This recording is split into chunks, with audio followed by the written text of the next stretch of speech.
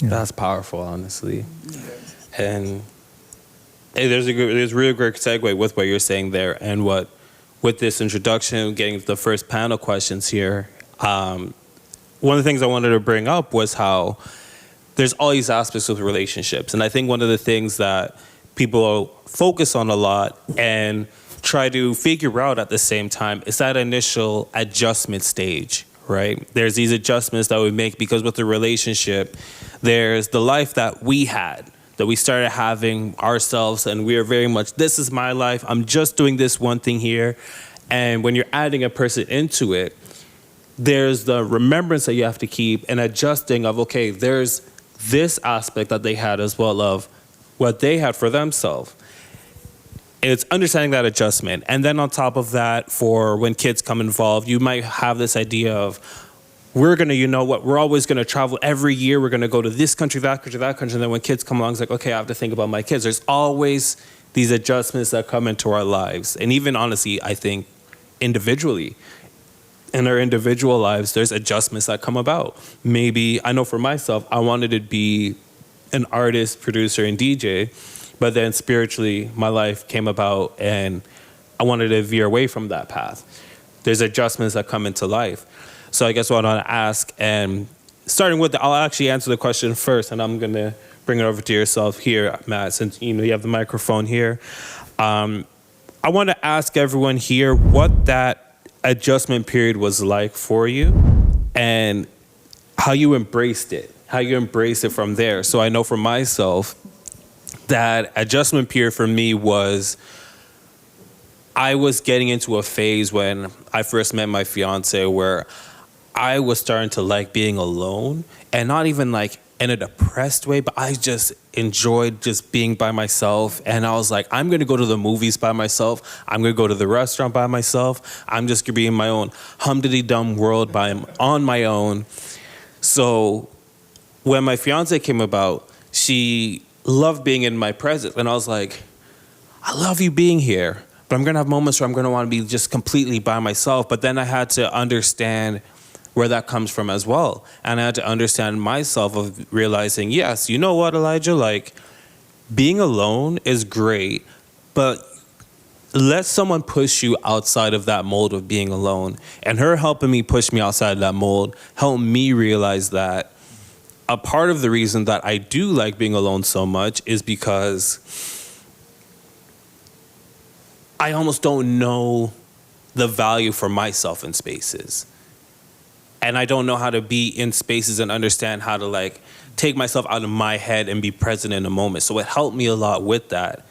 And also helped me understand from that, like, wow, like I can end up being in phases where I go and it was almost like it was just not really cared about or not recognized that I will go months and not talk to like friends or anyone. I'm just so in a path of enjoying myself and just being in my own space that I can go months and I don't communicate with anyone. And I was like, that's not good. So this pushing me outside of that comfort zone, this adjustment that I'm feeling, it's something that I did need, and it's pushing me outside of this boundary that I needed to become a better person. So I guess for yourself, starting with you, I'm putting you on the spot here. You're on the hot seat, the first one this time. Yeah, here we go. So yeah, this was a journey because when we met, so I was married for almost 20 years, had kids with my ex-partner, and Carina was my first date.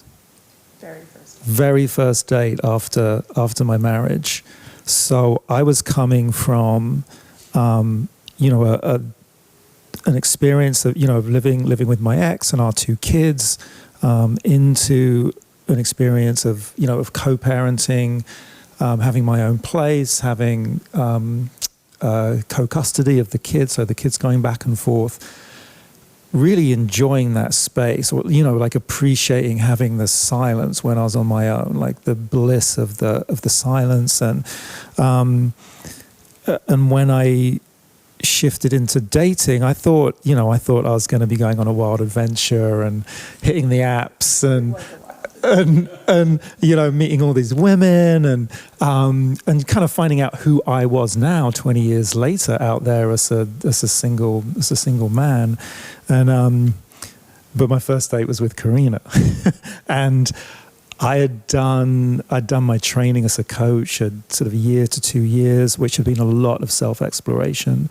And what you had said, Shane, around how you wanted to feel with somebody as opposed to, the checklist of how do I want to feel? What would an incredible relationship feel like being with that person?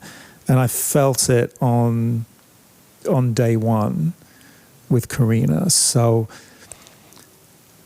I wrestled with it, truthfully, like beyond that first date of what my expectations were of how the next, few months or few years were going to be, to allowing this beauty into my life. This calm, this connection, this intimacy, this validation, this being seen. And I can't say, I was just like, oh, fantastic, here we go. I had some resistance, and it was a bit of a struggle and a bit of back and forth at times. And also we both have kids from our previous relationship, so that, there was a very kind of real world amalgamation as well as an emotional and sort of the practical of your life, my life, but there are also these these little people around that we needed to figure out as well. Can I tell? Yeah. Can I tell the story? Yeah. So we met in July and had a wonderful fall, and then IKEA. It always comes back to IKEA. We went to IKEA. We thought we'd survived the trip to IKEA, and then we're sitting, he's dropping me off. He's about to head back to his, and he's like, I've got something I want to talk to you about. It was December? Yeah. December, second week of December. So 6 years ago, 6 months later, after we'd met. And he said, I think I want to date other people. I was like, oh, okay. I was crushed.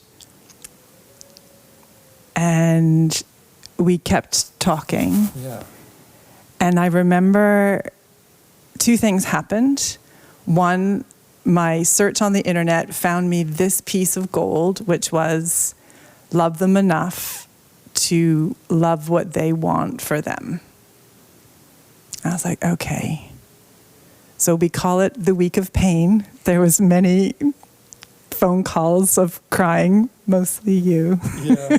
I was going through a lot. And I said, I love that for you. I get it. I want you to have that. And I think part of you asked me to wait or to be part of it. I can't remember, but something like Yeah. And I said, I can't be part of it. Yeah. But I wish you just everything you want and more. And then he said, can I share? Can I share? And then he said, okay. I just do want to let you know, though, that the Molly we ordered came in the mail yesterday. And I said, oh, well, we should do that then. So that was like Tuesday, Wednesday. And Saturday, neither of us had our kids. I had a Christmas party to go to. And he's like, I'll pick you up from the Christmas party. And earlier that Saturday, a friend asked if I would play Christmas carols at a mall, something hilarious. And I said, okay. So I'm getting ready for this gig. And it's in the morning, and I'm thinking about what's coming later in the day. I'm thinking about, okay, we're going to do a Molly journey. Okay, I'm going to see Matt. Okay, we're not really officially together. And I just felt it was like this gift of gratitude, like just my whole being split open. And I realized that no matter what happened, I was just so glad I met you and that I loved you. And I would bring that love forward no matter what was coming next. And so in this split my heart burst open state. I go to the Christmas party, you come and pick me. I can feel how nervous you are as like you're walking towards me, and I'm just like shining with love for this man. And I can feel you kind of being like, wait, what's happening right now? Isn't she supposed to be mad at me? Isn't this supposed to be like awkward and horrible? And I was just so happy to see you no matter what came next. And we went to my kitchen, and half an hour later, I'm puttering, making us some tea or what have you. And then you burst out. You're like, fine, this is what I want. And then we had an incredible Molly journey, and the rest, as they say, is history. Oh, no, you guys. Amazing. I love it. I love that story so much. I think the idea of I think it's also a lot to do with where you're operating from as a person and to attract that kind of energy. So for me personally, I was very young. So when I met my wife, I was 20 years old. We got engaged at 21, married at 22. Something that if you asked my 16-year-old self would laugh at and would think you're probably on Molly, because why would anyone do that? But I remember that I went through a very turbulent time in my life. I had a massive surgery, near-death experience, a lot of stuff, and I had to heal on my own. And I did that journey on my own. And pretty much, as you said, that alone time became something almost like sacred to me. It was like, okay, this is the only thing I have right now is myself. And I need to be there for myself. And I didn't date. I didn't do any of that. Like randomly, my mom was like, let's go to this family's house. We just have to go. I'm like, I don't want to go. And they're like, just come on. And we go there, and it was like straight out of the movies. I saw her for the first time, and I'm like, uh-oh. And it was really weird because the checklist that I had, none of it matched. None of it. And I only remember the feeling. That's the only thing I remember. And at that point, because culturally, like if that happens and the families like each other, we have a very real conversation about where to take the relationship, like, or where to really craft a relationship and take it. And my family was, at first I was like, yeah, like this feels good, like I need that. But when reality kicked in, I was like, there's no way, like I'm not okay right now, like I can't do this and this is that. And really internally it was that this person doesn't deserve who I am right now because I haven't fully healed. The thing is, you never actually fully heal. It's always the way things work out is you're constantly healing no matter what, because life throws adjustments at you. You can't heal because the next adjustment will do something to you that requires you to further heal, but you're ultimately getting to your best self anyway.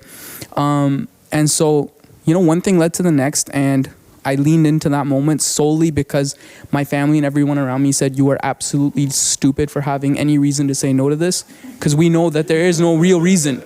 Because they'd be like, why don't you want to have a relationship with her or get engaged or at least have some sort of formality to this? And I'm like, it's, her, she's just, I don't know, she's weird. She says ducks the wrong way. She says this the wrong way, and I don't like that. And everyone's like, yeah, no. And then we got engaged, we started to get to know each other a little bit more. And I think after 3 weeks of having a very real conversation about non-negotiables, values, where we see life going for us, very real, raw conversation, not hidden by anything or any insecurities, we went to our parents, we're like, we want to get married. And fast forward, here I am married, and we've been married now for 3 years. And the second adjustment came actually when we got married and we started living together. That's when that other adjustment kicked in. And I think it happens for a lot of people because it's really easy to think that someone from a distance is very compatible, easy to love. But when you're living with them and they start saying like, hey, don't leave the toilet seat up, or hey, don't do this. And you're like, uh-oh, what did I do? And so that adjustment period is also beautiful because it taught me that, I remember I went to a mentor and I was like, she's weird. She's like calling me out for random things. She gets mad about random things. I think there's something wrong with her. I don't know. Is this how everybody is? And then my mentor at the time was like, listen, it's either her or no one. And if that statement resonates with you, then you're on the right path. Just keep going. And so I kept going, and now we're here. And all praise to God, I think we're in a very harmonious, respectful relationship where I am 100% fulfilled. So yeah.